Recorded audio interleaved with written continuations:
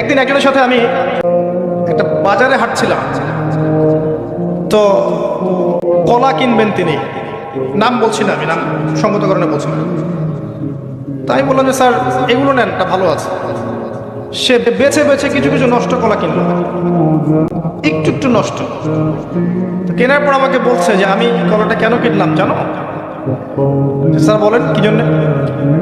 যে এই কলাটা কেউ কিনবে না, এই বেচারার এই টাকাটা নষ্ট হবে, এটা চিন্তা করে আমি কলাগুলো কিনে ফেলছি।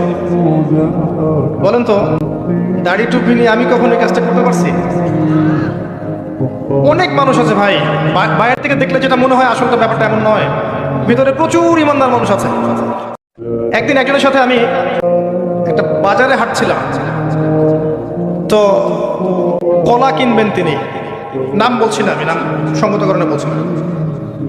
তাই আমি বললাম যে স্যার এগুলো নেন, এটা ভালো আছে। সে বেছে বেছে কিছু কিছু নষ্ট কলা কিনলো, একটু একটু নষ্ট। তো কেনার পর আমাকে বলছে যে আমি কলাটা কেন কিনলাম জানো?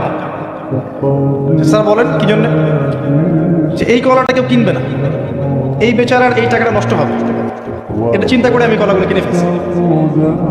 বলেন তো, দাড়ি টুপি নিয়ে আমি কখনো এই কাজটা করতে পারছি? অনেক মানুষ আছে ভাই, বাইরে থেকে দেখলে যেটা মনে হয় আসলে ব্যাপারটা এমন নয়, ভিতরে প্রচুর ইমানদার মানুষ আছে।